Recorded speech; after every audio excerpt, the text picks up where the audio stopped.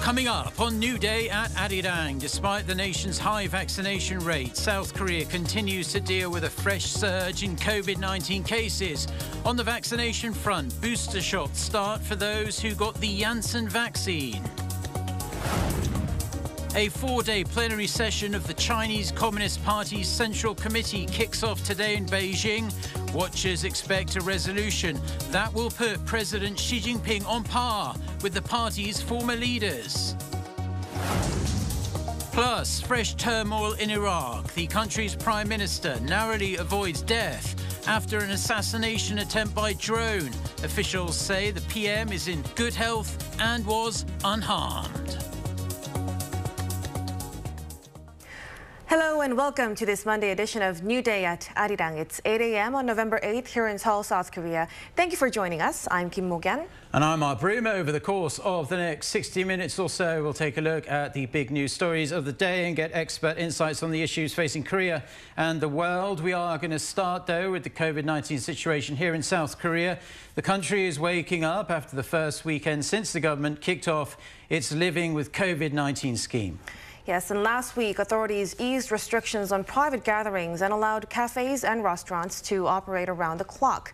However, many remain concerned that eased restrictions could lead to continued spread of the virus. So to bring us the latest, I'm happy to say we have our Shin Ye-eun joining us in the studio to give us more details. Hi, Ye-eun. Hello and good morning. Hi. Well, Ye-eun, like I said a while ago, many have been worried about that the relaxed restrictions could, move up the number of new infections. What are we expecting today?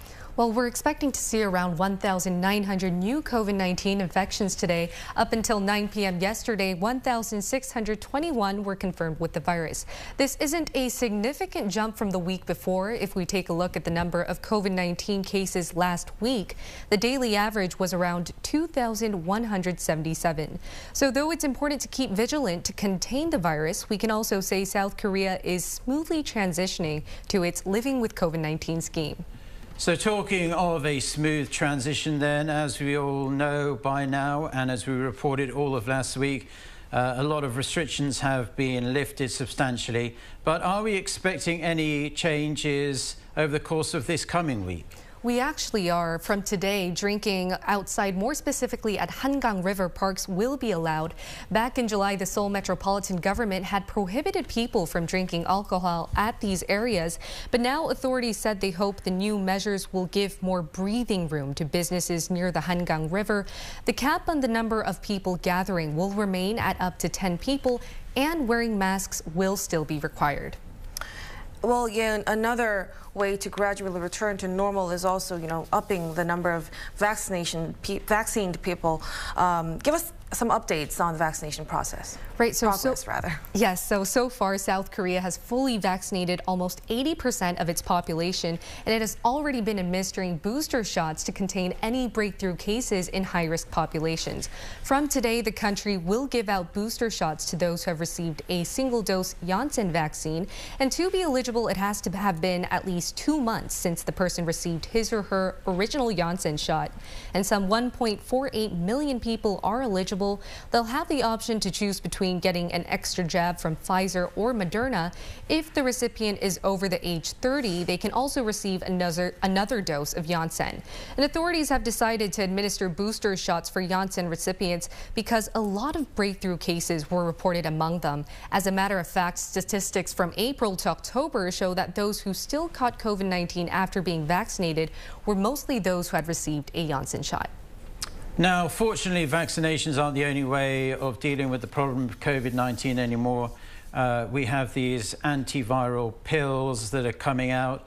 Merck last week had their pill approved in the United Kingdom, and other countries are considering one's by Merck and potentially another one by Pfizer. So just tell us more about these other options that are not related to vaccines. Right. So as you said, antiviral pills are being discussed as a new treatment option for COVID-19. And the hottest pills in discussion are those made from Pfizer called Paxlovid and Merck's Molnupiravir.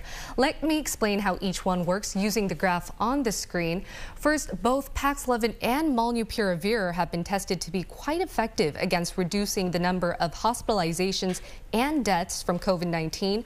Pfizer's Paxlovid had a whopping 89% effectiveness rate, whereas Merck's Molnupiravir showed a 50% effectiveness rate. And the course of treatment takes 5 days for each. You need to take 6 pills a day for Paxlovid and 8 a day for Molnupiravir. And so far, Pfizer hopes to distribute 180,000 courses of its pills by the end of this year, which will later be expanded to 50 million. And Merck is set on distributing 10 million by the end of this year and 20 million by 2022. Then what about South Korea? How many of these pills have we secured as of now? Right, so on Sunday, authorities said they would secure a total of 404,000 courses of the treatment by the end of this month. Back in September, authorities secured some 200,000 courses from Merck and 70,000 courses from Pfizer. They said talks to secure an extra 134,000 courses are still going on with Pfizer and Merck, and even with Swiss company Roche that is also working on a similar medication. If they're able to pull through this deal, antiviral pills will be available in the country within the first quarter of next year.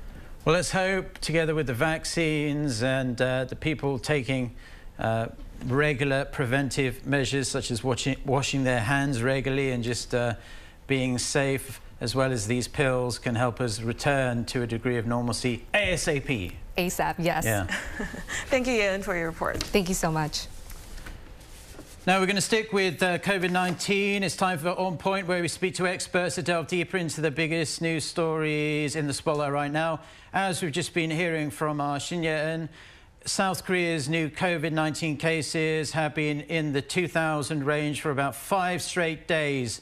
This also on Sunday, and we expect similar numbers when today's figure comes out. There are also growing concerns that we are seeing a resurgence after the government relaxed virus-related curbs last month under its Living with COVID-19 scheme. For more, we connect to Dr. Alice Tan, internist at Miss Miri Women's Hospital in Seoul. Good morning, Dr. Tan. Good morning. Well, doctor, some are saying the government should have waited until after Halloween to start the scheme, as many people gather late into the night, drinking in bars and many other places. Do you think the decision was an oversight, and can we say that the gatherings directly led to this resurgence? Well, it doesn't appear from the contact tracing that's been going on that Halloween was a major factor in the resurgence. My concern is more with I would have preferred that the opening happened after we had a higher uptake of boosters among the elderly in Korea. What we're seeing now is clusters, outbreaks in nursing homes, convalescent hospitals, senior care centers. For example, one of the largest clusters, active clusters right now, is a convalescent hospital in Changwon, where cases are now close to 300 from that one outbreak alone. Since November 1st, we've seen greater than 4,500 positive cases in people greater than 60 years of age. And so from that, we can predict that there will be at least 50 deaths, maybe 100 cases that will need ICU care. And so in my opinion, even though there was a large amount of mixing and gathering over Halloween, that's not the driver of the hospitalizations that we're seeing. It looks like it's more waning of immunity and outbreaks in nursing homes and convalescent hospitals. Now, Doctor, some experts are projecting that South Korea could see several thousand new cases a day in the coming weeks. How likely do you think that is, if it does happen, and if that potentially does become the case, would the government then have to, in your opinion, reimpose restrictions? Well, even the government has predicted that we will be seeing more and more cases. And so over the weekend, they issued a mandate requiring private tertiary care hospitals to designate more of their beds for COVID care. About, I think, 400 ICU beds and 700 general ward beds were secured as a result of this mandate. And so certainly the government is anticipating an increased surge in cases. And so their first strategy is to increase hospital capacity. At some point, though, if hospital capacity is saturated, we will have to, if needed, think about imposing restrictions. Yes, and Dr. Tan, South Korea has a vaccination rate in around 80% now. And with this in mind, why are we seeing as many cases as before? Well, even though 80% is a high number, if you look at it in reverse, that means 10 to 11 million people still lack full immunity against COVID-19. And then the second issue is with breakthrough cases, we see evidence of waning of immunity, especially in the high-risk groups that were vaccinated first. And so that's why we're seeing still numbers in the 2000s. Of course, the lifting of restrictions also causes an increased risk for spread of the virus in the community. So it's really all of these three factors put together, just a large pool of not fully immune people, waning of immunity, and lifting of restrictions. That's what's causing the numbers to stay high.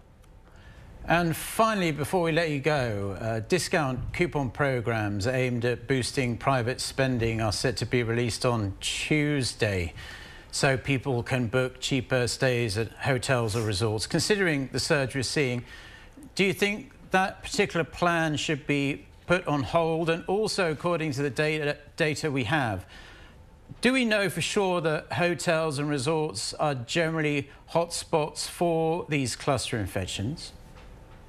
Well, you know, in general, and I would say anecdotally, but also statistically, the hospitality industry in Korea has done really a superb job at stepping up their standard operating procedures to be in line with what needs to be done to protect infection. That being said, anytime there is gathering, mixing, especially when masks are doffed, taken off, that's going to increase the risk of spread. And so in terms of hotels, rather than single unit families going in for vacation, I think the bigger risk is when you have big wedding banquets, babies' first birthday parties, large gatherings, conventions. These are the bigger risk factors rather than, say, one family unit going and staying in one hotel room, eating just within their one unit.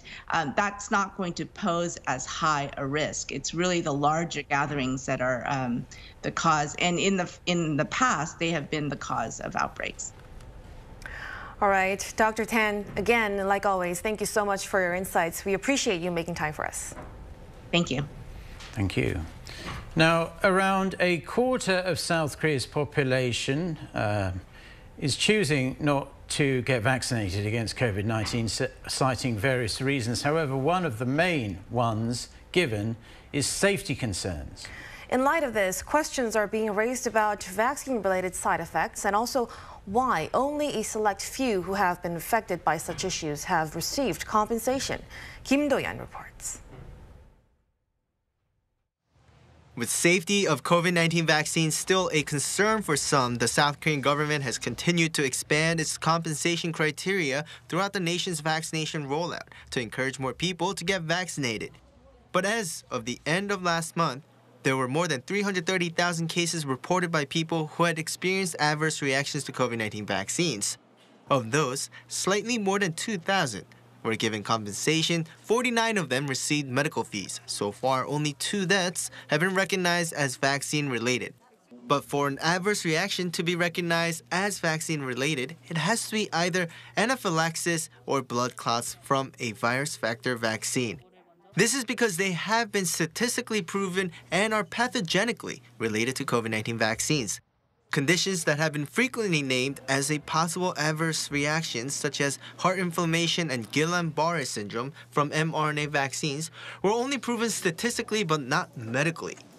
That said, while the government hasn't officially recognized them as side effects, it has been providing medical fees if such symptoms appear soon after getting a vaccine shot. But that doesn't mean they will never be considered as being caused by the vaccine. COVID-19 vaccines were only developed fairly recently, and most of them have been granted approval for emergency use. So as the medical community gathers more data, if proven later on, symptoms can be officially recognized as a possible side effect later. Kim Do-yeon, Arirang News.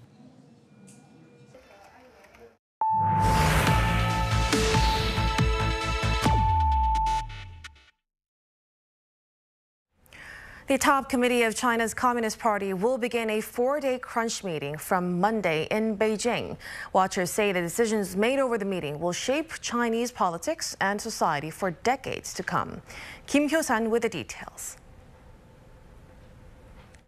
The Chinese Communist Party on Monday will kick off the 6th plenary session of the 19th Central Committee, the party's highest governing body. Hundreds of the country's most powerful people, including members of the party leadership, ministers, and regional party chiefs, are in Beijing for the 4-day closed-door session. The session is being held ahead of next year's National Congress, during which a major leadership reshuffle is expected with the appointment of a new committee. The gathering is likely to issue a resolution aimed at reassessing the party's 100-year history. It will also likely cement President Xi Jinping's status as an epoch-making leader alongside Mao Zedong and Deng Xiaoping.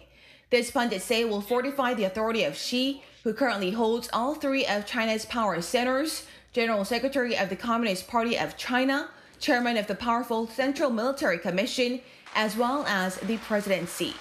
The resolution is also likely to pave the way for an unprecedented 3rd term for Xi, made possible with a constitutional amendment in 2018, which removed the 2-year limit for the country's president. Xi's predecessors retired under the previous mandatory rule of 2 5-year terms or completion at 68 years of age. Kim Hyo-san, Arirang News. Elsewhere, in an attack the Iraqi military is calling an attempted assassination, a drone carrying explosives targeted the residence of the country's prime minister on Sunday. Shortly after reports surfaced, Mustafa al-Kadhimi took to Twitter to reassure the public that he hadn't been harmed. Officials say his home was hit by at least 1 explosion. 7 of his security staff were injured in the blast. The attack targeted the residence located in Baghdad's fortified Green Zone. No group has claimed responsibility for the attack yet. Israel has reaffirmed its stance that it will not allow the reopening of the U.S. consulate in Jerusalem, a move that would restore Washington's main diplomatic mission for the Palestinians in the city. Local media reported Sunday that Israel's Prime Minister Naftali Bennett said there was no room in Jerusalem for, quote, another American mission. The foreign minister suggested the consulate could instead be opened in the Palestinian Administrative Center in the West Bank.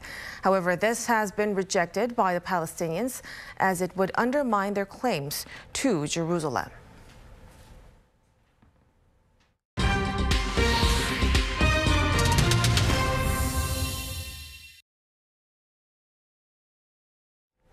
Now we cross over to our Ocean for global insight and an in-depth look at important developments in world affairs. Thank you, Mark. It's now time for Global Insight, where we connect with experts from around the world to hear their views on issues making headlines.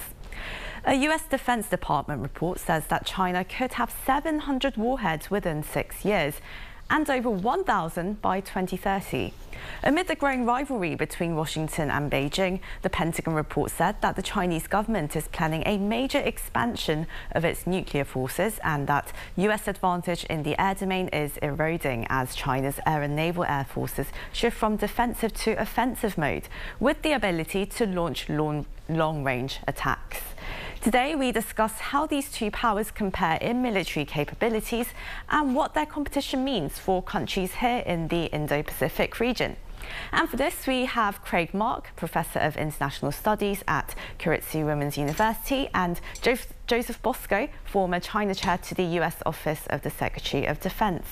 Thank you so much for joining us. It's lovely to see you both back on the programme. And, well, to start things off, Craig, now, in July this year, Rear Admiral Mike Studman, Director of Intelligence for the US's Indo-Pacific Command, he warned that it's only a matter of time until China resorts to military force, and he also suggested that the US forces are not ready for what he called that very bad day. And since then, we've seen Beijing flying a record number of fighter jets over Taiwanese airspace, tensions surrounding AUKUS, and now this Pentagon report.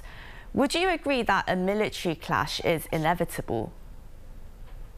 No, it's not inevitable.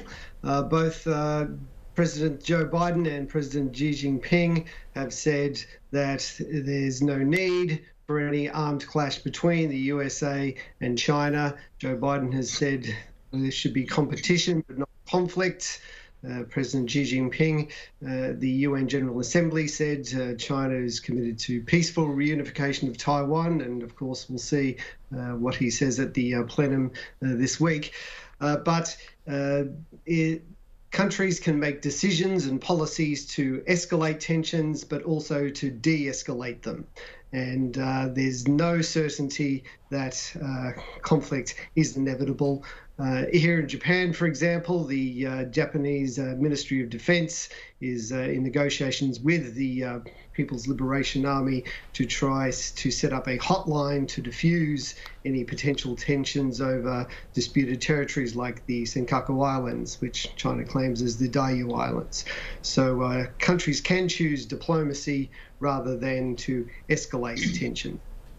Well, Joe, you said in the past that while there could be talks, there can also be mistakes when it comes to these military developments. And, well, for this Pentagon report for now, the US, well, right now it may be #1 in terms of defense spending, and also Washington, of course, far outpaces Beijing in the number of nuclear warheads it has, as well as other core capabilities. But according to this report, China's been increasing its military capabilities at an unprecedented speed, and also its budget has been growing at an average of 8% a year for the past decade. It's fusing all sorts of civil and military sectors together to produce all sorts of innovative military technologies. How quickly is China catching up? Is that for me, Soo-Young? Yes, that's for you, Joe. Yes. It's catching up at a disturbing rate, as the chairman of the Joint Chiefs of Staff mentioned last week. It's almost like a Sputnik moment for the United States when Russia launched the first satellite in the world. Now, China has been accelerating its military spending, mostly in a manner that was not transparent, so that we were not aware of how far and how fast they were proceeding. And we seem almost constantly to be surprised when we discover that they have certain weapons, or they have a volume of certain weapons. So it's a very concerning situation, and although it's true that the United States has always had an advantage in nuclear weapons, we've been coming down. We and Russia have been coming down in accordance with various arms control agreements, whereas China has been building up at a much more rapid pace than we expected. And Joe, according to the Pentagon's report, China plans to modernize its military by 2027 in order to coerce Taiwan into talks for reunification. And, well, what should the US, Taiwan and allies in this Indo-Pacific region really brace themselves for? I believe that schedule of 2027 is unrealistic. I think it could be much sooner than that. And they do not necessarily have to launch a major amphibious invasion of Taiwan. They can, for example, take over one of the islands, the Pratas or some other island, and use that as a launching pad for later on, much as Russia has done with the Crimea in Ukraine. It takes a piece and then sits back and waits, and then will try to take another piece a year or two later. So I would not place much stock in that 2027 date. We've been surprised constantly by how quickly China has advanced, and we may be surprised again by how quickly they can move and will move against Taiwan. And Craig, now this year, the US, Russia, China and also North Korea, they all tested hypersonic missiles. How tight is the race to develop this technology, and do you think this is going to aggravate tension in the region? Well, it's definitely going to aggravate tensions in the region by contributing to the arms race which is well underway. For North Korea, it's uncertain just exactly how far advanced their technology is.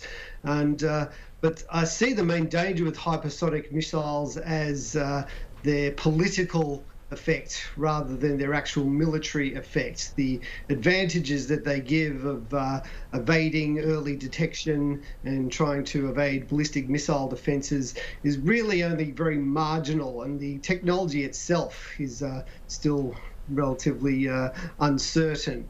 But the main effect is going to be encouraging both sides, the United States, China, plus the other actors, North Korea and Russia, to just contribute to this atmosphere of uncertainty and instability.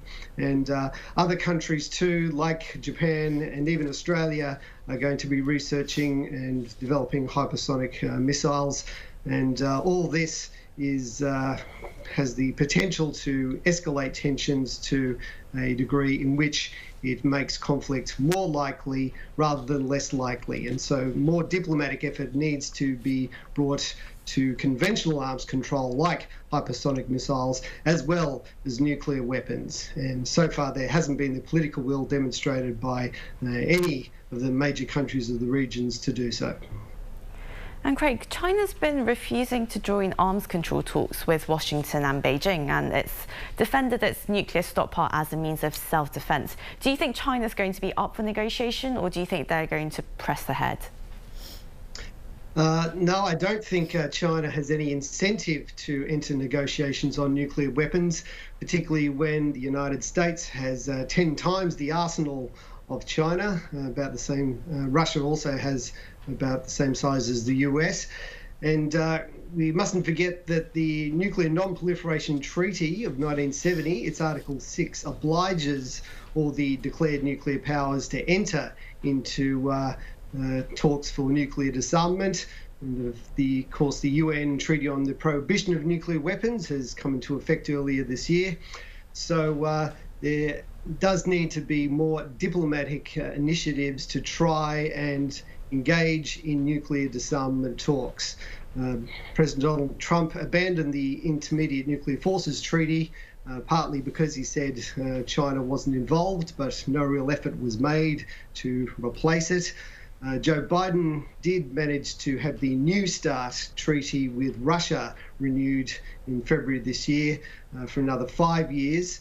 And instead of just renewing New START, there could be a new effort made to have a new, broader nuclear arms control treaty which can encompass all the nuclear powers. So that's another opportunity for greater diplomacy that all the nuclear powers could engage in. Well, for now, it seems China's nuclear capabilities are growing and growing still. And, well, Joe, US allies have been deeply concerned about the possibility of Washington adopting a no first use policy, particularly as it seems that China is ditching its own pledge. Do you think Joe Biden might change his mind about pushing ahead with the policy now with this Pentagon report out? And what do you hope to see in the US's nuclear policy for 2022?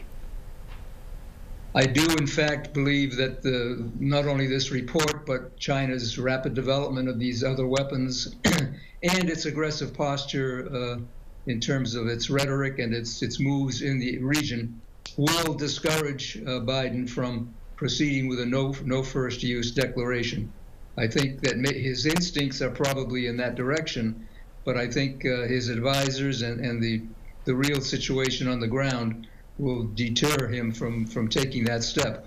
And so I think our allies also will play a role in not pressuring, but urging him not to take that step. And I think he will this time actually listen to them and not move ahead with a no first use policy. And Joe, it seems that, well, America's main competitors, China and Russia, they've recently been joining forces. They conducted their first ever joint naval patrol in the Western Pacific, following a combined command exercise in the East Sea, which really highlights this deepening defence cooperation between them. And of course, this also comes after they reportedly operated under a joint command for the first time this summer. How far do you think this Moscow-Beijing collaboration will go? Well, you know, for a long time, American officials and diplomats would take pride in the fact that the United States has so many allies and relationships around the world, and that we would always say that, well, China has none except perhaps North Korea. Well, now they do have one. Russia under Putin seems to be moving much closer. They may have their economic tensions and rivalries, but militarily and in terms of the security relationship, they are moving much closer together and operating their military units at sea and in the air in a way that suggests that they would consider operating together against the United States should a conflict emerge. So I believe that it is a situation that is evolving and not to the West's advantage. The Chinese and the Russians are taking the posture that the enemy of my enemy is my friend. So they are now collaborating much more, and it's something we need to worry about and to hopefully pressure Russia, if possible, to consider its long-term economic situation with China and not to get involved militarily with them. But that's a long shot at this time. Well, Craig, here in the Indo-Pacific, where there are so many allied countries of the US, there's a lot of attention on how the US is going to tackle these evolving issues. And, well, it looks like, well, in the past, the US has definitely shown some preference for an offshore balancing strategy, particularly now given its domestic political situation. Do you think the US is going to pursue an active military build-up to counter China in the Indo-Pacific, or expand AUKUS or something like that? What kind of strategy should countries here expect? Well, the United States is already engaging in an extensive up of its forces. The Trump administration began the Pacific Deterrence Initiative last year, and it was voted on by the Congress. So more money and resources are going to go in forward projecting military forces being stationed through more bases in the region. And AUKUS, the new agreement between the US, UK and Australia, is part of that. And while its plan is to have Australia develop nuclear-powered submarines in the long term, maybe in 20 years, in the meantime, that could mean that nuclear-powered submarines are based in Australia by the Royal Navy and the US Navy. And there is speculation that AUKUS could be expanded further to other countries. Japan is often raised as the first contender, so AUKUS could become JAUKUS. However, there will need to be have the diplomatic ructions sorted out first. Australia and France, of course, in the past week had this extraordinary diplomatic dispute over the deal with France's nuclear conventional powered submarines being cancelled. And it needs to be remembered too that Japan just this last week has had its election. The LDP government of Mr. Kishida was re-elected, and its policy is to double its defence spending to 2% of its GDP. So at the moment, it seems that US allies like Australia and Japan, and potentially South Korea, which of course has had its missile range restrictions lifted by agreement with the US this year. All these US allies are part of this expansion of US military power in the Pacific. And lastly, before we go, Joe, it seemed that Beijing and Moscow were snubbing Washington as their government leaders. They didn't turn up at the COP26 conference, and they set their goals for carbon neutrality a decade later than the 2050 target of most countries and the target that Joe Biden was aiming for. Do you think Mr. Biden and Mr. Xi, when they meet later this year, do you think they'll be able to improve their relations in any way? Well, you know, there are different ways to improve relations. One way is through making concessions and trying to win the favor of the other party. The other is through a very firm message of deterrence and warnings that they are pushing too far, too fast. I'm hoping that Biden will take the latter approach and indicate that although he may have a personal relationship with Xi Jinping, as Trump says he did, that the interests of our nation and their nation may well collide unless Chinese policy changes in the near future. It's been extremely aggressive and getting more so, and hopefully Biden will tell them that, as he did earlier, that the U.S. will not concede on its basic values and basic interests.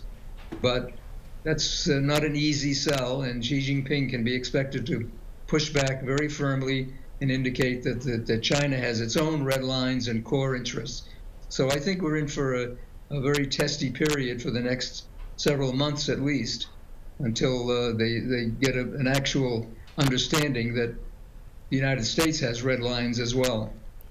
Right, it's a very testy period indeed for this Indo-Pacific region. And while we're going to have to end the interview here today, that was Craig Mark, Professor of International Studies at Keiretsu Women's University in Tokyo, and Joseph Bosco, former China Chair to the US Office of the Secretary of Defense. Thank you both so much for your time. Thank you. Thank you.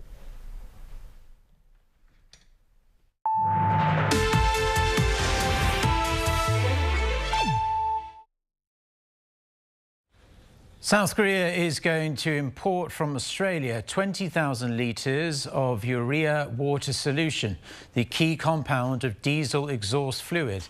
The decision made Sunday at a meeting led by Finance Minister Hong Nam-gi in a bid to combat a shortage. The country also plans to mobilise all available diplomatic channels to secure the solution from countries such as Vietnam and China. Also starting Monday, the hoarding of this substance will be banned. Those who reserve 10% more than their monthly average sales last year will face a fine of up to $85,000 or be imprisoned for up to 3 years. The crackdown will run through the end of the year. South Korea's exports of fishery goods so far this year are up more than 20% from the same period last year. The Ministry of Oceans and Fisheries says outbound shipments from January to October came to $2.24 billion. Exports to China increased by almost half to around $540 million, while shipments to the US and the EU went up 25% and 40% each. Growth was led by dried seaweed products, tuna and fish cakes. Fish cakes in particular boosted exports to Southeast Asian countries. Disruptions in the global supply chain have been negatively affecting South Korea's economic recovery. Production was down sharply in September because of high prices for raw materials and the supply chain bottlenecks. But with a week since social distancing measures were eased drastically, South Korea is expected to see a big rebound in the service sector. Min Soo-Ken has this report. South Korea's economy is showing weak signs of recovery from the COVID-19 pandemic, and this is due to external economic conditions. The Korea Development Institute said that supply chain disruptions along with high raw material prices have led to manufacturing constraints. In particular, with shortages of auto chips, the country's car makers saw huge drops in production levels. Data shows that the number of cars produced in September fell more than 24% from a year earlier, leading to a 21% on-year decline in auto exports. The state-run think tank said that uncertainty is running high in the manufacturing sector. But the service sector is bouncing back from a pandemic-driven slump. The rapid vaccine rollout and handouts of COVID-19 relief funds have improved production and consumption at businesses which rely on in-person services. In September, service output was up 1.3% on month, following an increase in customers to restaurants and lodging businesses. Retail sales, often seen as a barometer of consumer demand, saw a rise of 2.5% on month, largely led by sales of clothing and cosmetics. The gradual transition back to normal life is expected to revive South Korea's economy. The KDI said that despite constraints in the manufacturing sector, eased virus measures will drive up domestic demand, leading to a steady economic recovery. Min Suk-hyun, Arirang News. There's a new immersive cultural experience happening in Paris. It's called Korea Cubically Imagined. The exhibition that combines technology with the country's cultural content is also expanding to Hong Kong and soon to Moscow. Kim Bo-kyung reports. Oscar-winning film Parasite and BTS music video backgrounds reborn as virtual reality. That's what happened at UNESCO headquarters in Paris this past summer under the exhibition titled Korea Cubically Imagined. Even amid one of the worst periods of the pandemic, more than 10,000 Parisians went to see the cutting-edge digital content. And now the exhibition is expanding its boundaries to Hong Kong and Moscow. Starting November 5th to 25th, the Hong Kong edition of the immersive experience is welcoming Korean culture fans to FT Life Tower, and Moscow's will kick off its 4-week schedule on November 12th at the city's Korean Cultural Center. This immersive content exhibition will provide overseas fans with a good opportunity to experience a variety of K-contents and spread Korean culture. Only those who make a reservation in advance can visit the festival. Please make a reservation on the exhibition's official website in advance. But it's not just Parasite and BTS. The exhibition also has panoramic scenes of Mountain Kumgang in North Korea and an 18th century royal procession of King Cheongjo heading to a fortress south of the capital. Visitors to the Hong Kong edition say the district media art show also was something they enjoyed. I actually came in for the Parasite, but after playing with the VR and stuff, I think it's very awesome.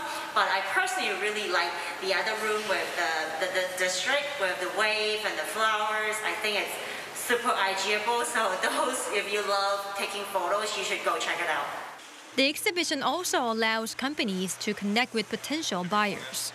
This exhibition will be a good opportunity for Korea VR content companies to make a business network with Hong Kong buyers.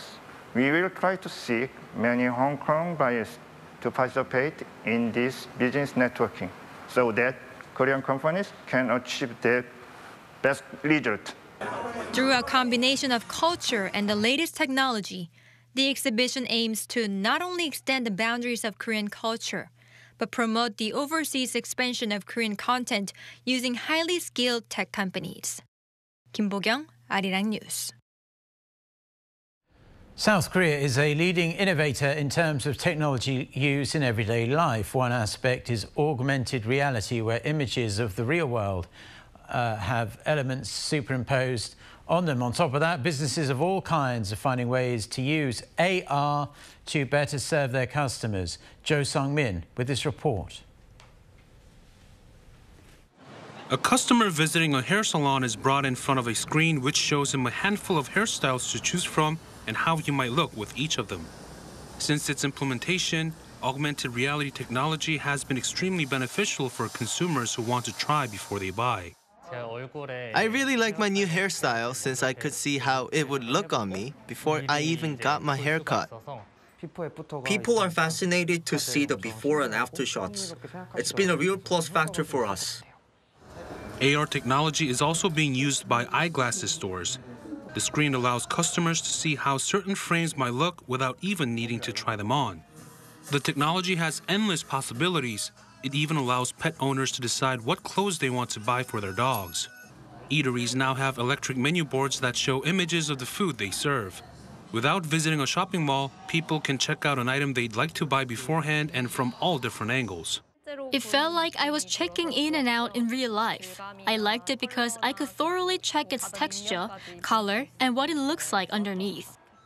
With AR technology expected to expand further over time, industry insiders believe it will benefit the local economy, particularly if the pandemic is expected to prolong.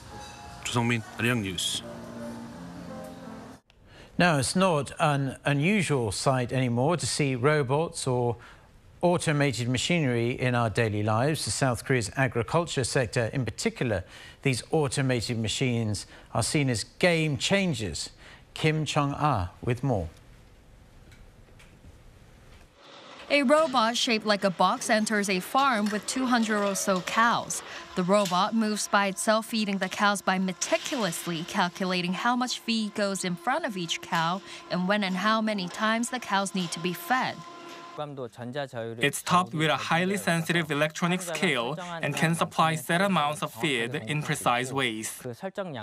About 2,400 kilos of feed need to be given to these cows every day. For a person, this may be near impossible, but one robot can get the job done. With the robot, I just need to fill it up with feed for an hour every 4 to 5 days, and the system does the rest. This robot can help milk cows. Once a cow comes within the robot's range, the robot milks it, washes it, and even disinfects the area. This duck farm has a robot that evenly spreads litter on the floor, which is said to be the most laborious part of raising ducks. With automation, it's easier and more convenient for the farmer as they don't need to worry about the dust or excrement that gets kicked up. Recently, the agriculture sector has been challenged with an aging population. With robots and automation equipment, we hope to reduce the time and energy taken into managing livestock. These various robots in the agriculture sector are expected to continue to boost the short-handed industry in the years to come. Kim Chang-ah, Arirang News.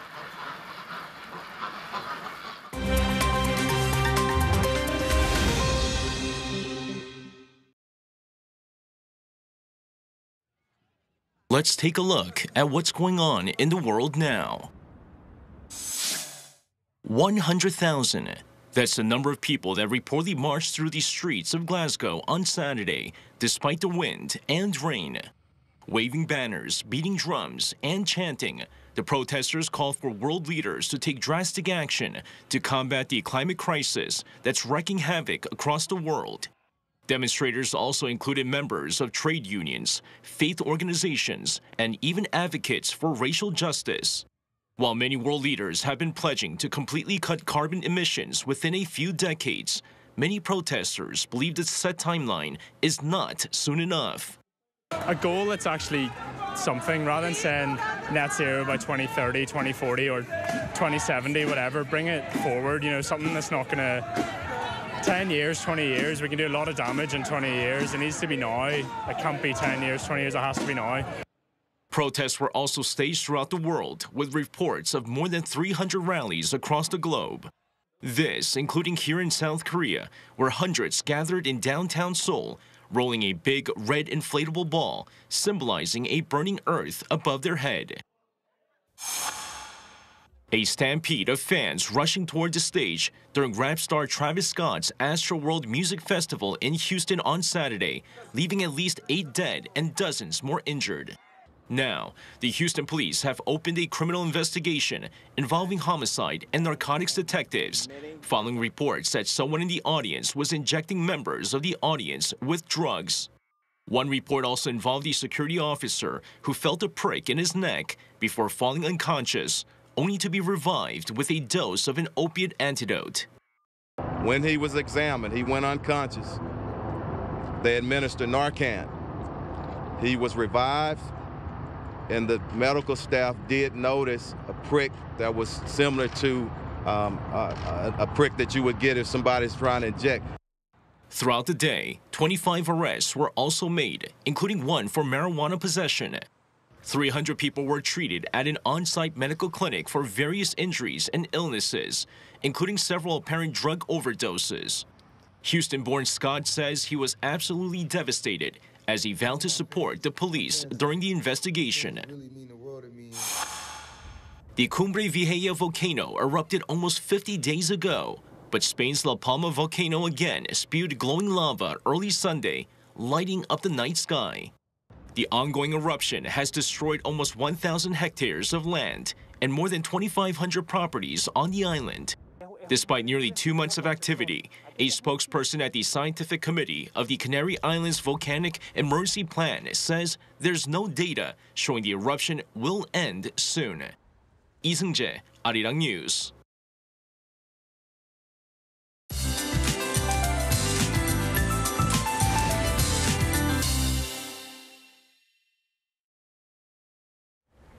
Good morning. Massive cold air from the upper levels of the atmosphere formed rain clouds that are dropping heavy showers to western parts of the country along with strong winds. And 10 to 40 millimeters of rainfall is in the forecast across country today, and regions near Jirishan Mountain could receive more than 60 millimeters, but rain will taper off as the day goes on.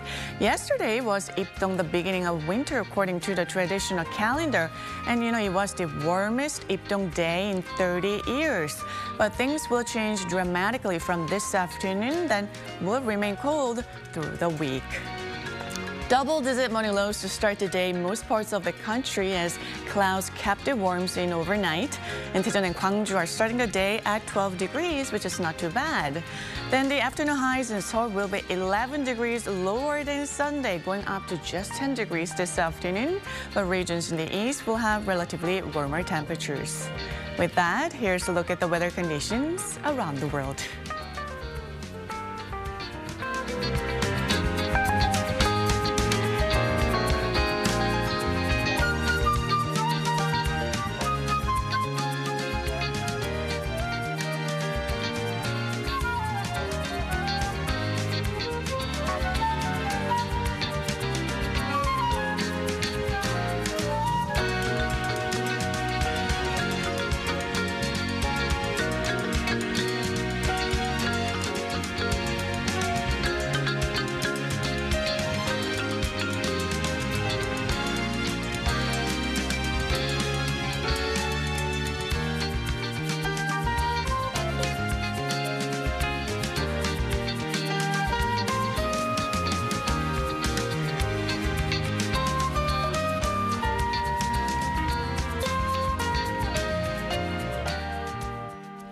And that's all we have for now. We'll be back at 8 a.m. Korea time on Tuesday for our next edition of New Day at Arirang.